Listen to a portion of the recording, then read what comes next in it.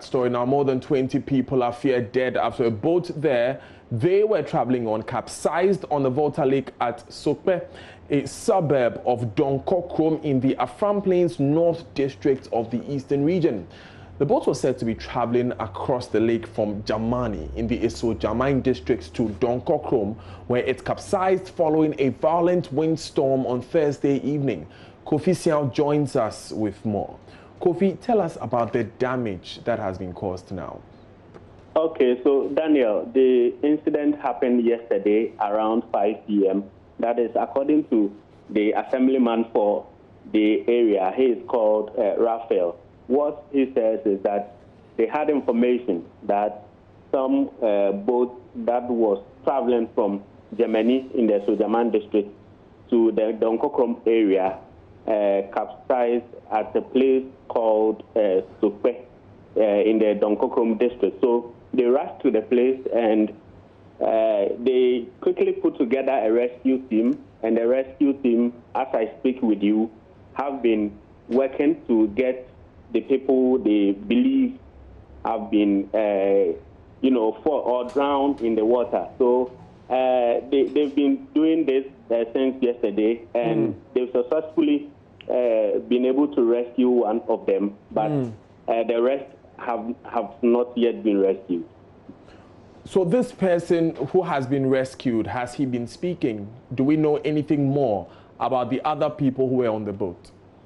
Okay, what he says is that the one who was rescued or found yesterday was sent to the Presbyterian Hospital in DONKORKROM, and for the rest of those who were drowned, he says they've not been able to find them. So for them to say anything about what they've been saying, it will be very difficult. So if you ask me, that is the situation now in the DONKORKROM area.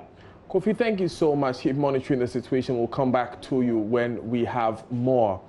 Now, the case of physical abuse of a 3-year-old boy by his father in Kumasi took a dramatic twist on Thursday when prosecutors opted to withdraw trial from the circuit court to a high court. The Attorney General's office has taken over prosecution of Little Junior's father, who allegedly whipped the child with a belt and cable. It followed the circuit court presiding Judge Patricia Amponse's rejection of the accused's caution and written statement now of the child and her mother. Now, at a case management conference where they submitted these statements. Love of MC Rastas Asari Donko was in court today. As the little boy begins his journey to recovery, so is the road to justice for the alleged torment at the hands of his father.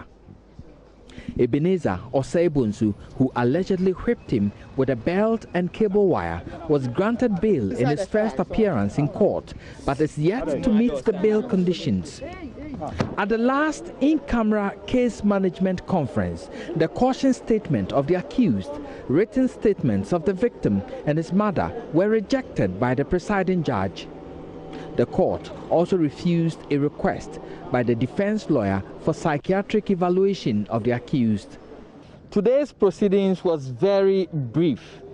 When the judge sat in court, the case was called and the prosecutor, Superintendent Regina Oparibia, stood up and introduced an officer from the Attorney General's department, and she indicated to the court that they had wanted to withdraw the case from the circuit court to the high court.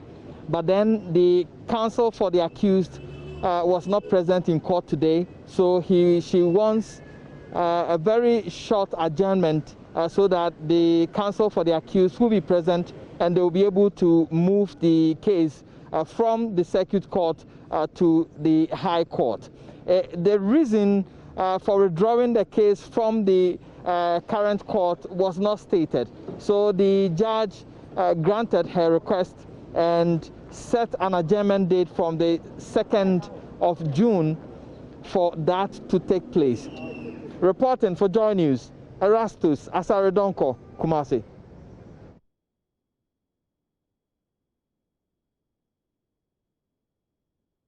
Erastus Asari Donko after yesterday's proceedings in court. But Fred Smith will be joining us later in the bulletin. So we'll look at the national picture where 7,616 cases have been recorded. In the meantime, though, doctors and nurses at Komfanochi Teaching Hospital are kicking against the move by management to introduce cloth face masks for clinical duties. Leadership of the Ghana Medical Association and Ghana Registered Nurses Association insist the use of unapproved and unsafe protective gear will endanger the lives of their members. Love News has intercepted a jointly signed letter by the two groups in protest of a management decision they describe as dangerous. Ashanti Regional Director or the Chairman of the GMA, Dr. Pakwesi Beidu, has been speaking with Erastus Asari Donko, who filed this report. Demand for good quality personal protective equipment for health workers has soared with the emergence of COVID-19. Many frontliners have been exposed to risk of infection, with 20 of them having tested positive to the virus so far in the region.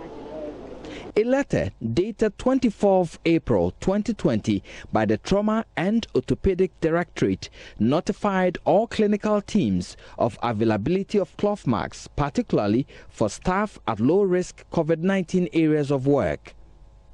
The announcement has been met with stiff resistance from the front of the various health staff associations. A written response dated 22nd May 2020 by the Ghana Registered Nurses and Midwives Association registers their disagreement to the use of cloth masks for clinical duties. Leaders demanded scientific evidence of effectiveness of cloth masks in preventing infections in such environment. Dr. Pakwesi Beidu is regional president of the Ghana Medical Association. I agree with the GRNA. We were urging the various hospitals, nurses, doctors, to insist on getting the right PPEs, because as you remember, Ghana Health Service is wondering why so many healthcare professionals are getting the viruses. And if you talk to the administrators, they will tell you nurses, doctors, pharmacists, or healthcare workers in general are not getting the viruses from the hospital. You see, they are denying it, trying to, when you tell me they don't think those who had it got it from the hospital, you are shifting the blame. And it's on this basis that I, as the divisional chairman of the Ghana Medical Association, and based on the evidence that is available, we're demanding that if you, whichever hospital you may be in Ghana, when your managers tell you to use a cloth mask in theater on the wards, they will always tell you it's been approved by FDA. And I associate myself with what the nurses, the Ghana Registered Nurses Association has written. They should provide the evidence. They said FDA. They should provide the evidence so that we scrutinize it. When was the test done? Sample size. What was the methodology? So that we can scrutinize this. And if it meets the criteria for safety, then we can do it. But it's not just enough saying FDA has approved it. Mind you, use the cloth mask, the white ones that are being given the hospitals. Use it and see whether it will be easy breathing through this. And I just finished a 5-hour surgery. If you have that one, I'm sure by the time you are done with it, you'll be sick yourself, because you see, exchange of oxygen is so difficult. So you may be taking in the carbon dioxide you are breathing. Hospital management will not immediately comment, but close sources say adoption of the cloth masks is backed by authorization by the Food and Drugs Authority. Dr. Pakwesi Beidu, however, insists such approval is not enough. The list, you see, we will all prefer the N95 with the goggles, screen, and all that. But if it's not available, the list we will demand, or we are asking for, is this surgical mask. This is not even foolproof. Some research will tell you viruses can even pass through this. And what's more of the cloth mask? So they should make sure they protect their workforce. A 2015 randomized trial of cloth and medical masks for healthcare workers by physicians at Kirby Institute at the University of New South Wales found higher rates of infection in cloth masks. Reporting for JoyNews, Erastus Asaredonko, Kumasi. Let's now hear from a former priest of the Sacred Heart Parish at Bolgatanga who is discouraging the stigmatization of persons who are living with or have recovered from COVID-19.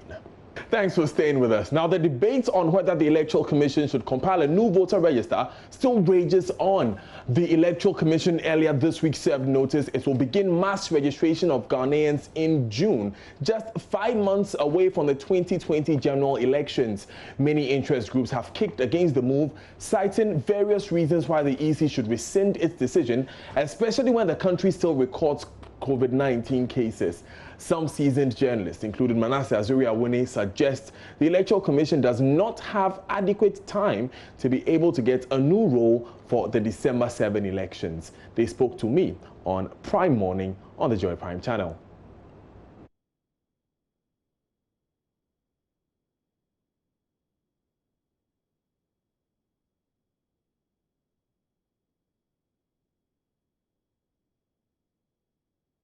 You would have to give it a lot of time. And for the fact that we are almost in June, the MPP, which is in favor of it, still wants the NIA to go out there and register more people before the EC goes ahead. So when you have to rush to do such an important exercise, there are often lapses. Here we are dealing with technology, which is not 100% efficient, and we saw the problems in 2012 when we introduced the biometric system. That's when the machines were even the newest, but we faced more problems in 2012 than in 2016. So it isn't always about how old the machines are, but also how efficient the people using them, and because when you use them over time, you get familiar. So that's one point. And if you look at all these processes, by now the EC should have done with registration, started recruiting people, training them, and then putting in place measures for the DD. We are now. I think the greatest challenge for the EC now is time. Because as we speak, the initial timelines they gave were all missed thanks to COVID-19. Now they claim they would start at the end of June.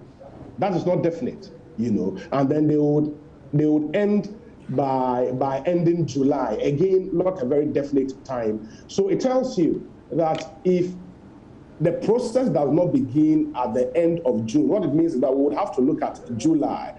And there are still some other processes. Mind you, even the CI in Parliament, the amended CI in Parliament is now, I think, 12 days in Parliament. Yeah. And it has to go for a 21-day period. Yeah. Again, players in this whole space, that even when the CI goes through successfully in Parliament, the EC would also have to publish the names of all the people they recruited to man the various polling stations across the country, for people to also accept if you have any complaint, because if people doubt the neutrality of somebody in there, people can complain for a new recruitment to be done and all of that. So all those processes would have to be gone through. So it's a tight schedule for the Electoral Commission. It is a tight schedule the EC is running, and I'm wondering why we are taking all the risk for it. Now, constitutionally, the EC has the right to determine how the electoral process is supposed to run. This is because they should be seen as not only being fair as arbiters, but the processes have also been fair. So I'll give it to them if they say that all the reasons they are finally adduced head in one direction, that they have to actually compile a new register. I am still not convinced with the various reasons they gave.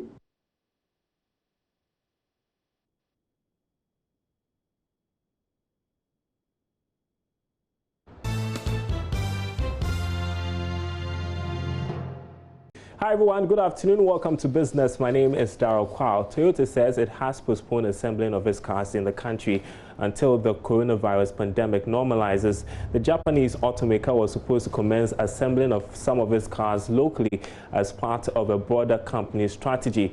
But head of sales operations at Toyota Ghana, Andrew LAMPTEY, says it has now put that plan on hold. We are here today to introduce, first of all, a new version of the most famous saloon car called the Toyota Corolla. We have introduced the 2020 version of the Corolla with a lot of style and at a very competitive price. Now, the main reason why we gathered here today was to introduce to you our newest version of saloon cars, which is the Toyota Agya, popularly known as the Toyota Eja.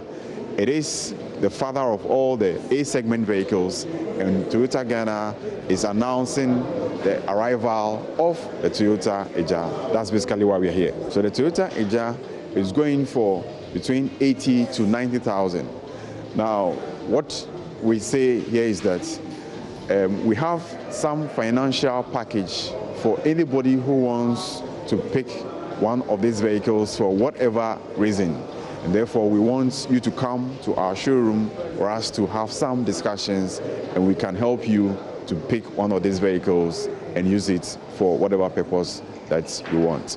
So basically, like I said, we have a financial institutional support, and therefore we just need to do some few background checks, and we need to know exactly what you want to use the vehicle for.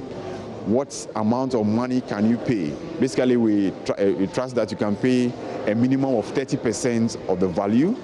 Then the rest could be spread for you between 1 to 4 years.